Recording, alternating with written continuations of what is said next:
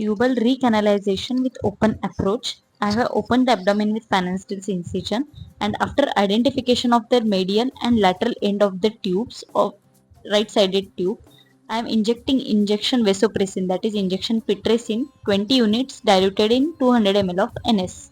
It is injected inside the mesosalpinx to avoid the bleeding from the tubal lumen. The next step would be freshening of the tubal lumen so that the lumen is properly visible and it is easy to take the sutures from them.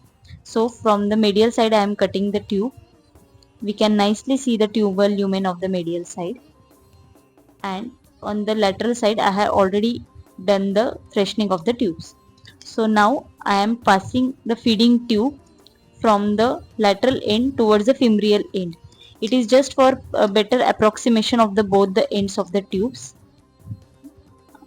And now the same feeding tube I will be passing through the medial end of the tube. So this will hold the tubes together while we are trying to take the sutures. Now I am taking first stage suture at 6 o'clock position inside the mesosalpinx.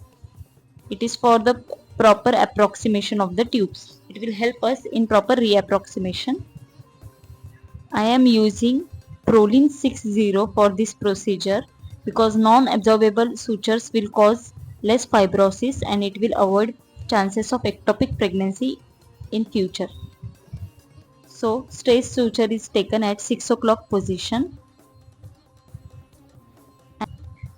Prodil also has less chances of tissue reaction, so less fibrosis will be there. Now you can see stage suture is taken at 6 o'clock position, and after this we will be taking sutures at 5 o'clock, 2 o'clock, 10 o'clock and 7 o'clock to cover all the tubal lumen clockwise or anti-clockwise. That depends on surgeon's choice. I am passing the feeding tube properly. So now the approximation is clear. With Prolene 60, I am trying to spare the tubal mucosa to avoid damage to the inside of the tube so that the chances of ectopic pregnancy will be less and tubal cilia won't be affected. So it helps in tubal motility for transport of the ovum inside the uterus. This is the stitch taken at 12 o'clock position. Now we have secured it at 6 o'clock and 12 o'clock. Now, and while this procedure is being done, I am continuously irrigating the tube with normal saline to avoid any formation of clots inside the and outside the tubal lumen.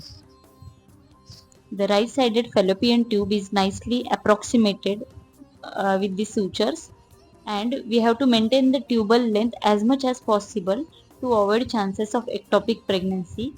The tubal anatomy and physiology should be maintained.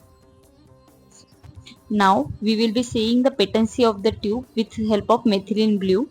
I am injecting the dye with help of intracervical Foley's, and the anastomosis is nicely formed and there is no leakage from the suture site. We can see the stitches taken with Prolene 60 and there is no leak from the stitch side also.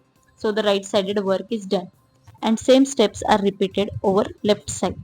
So for pre-operative evaluation of such patients, HSG is recommended, husband semen analysis, serum AMH and ovulation studies all should be within normal limit, and intraoperatively use of non-absorbable sutures are better than absorbable sutures. Use of injection vasopressin, we have to always spare tubal mucosa and we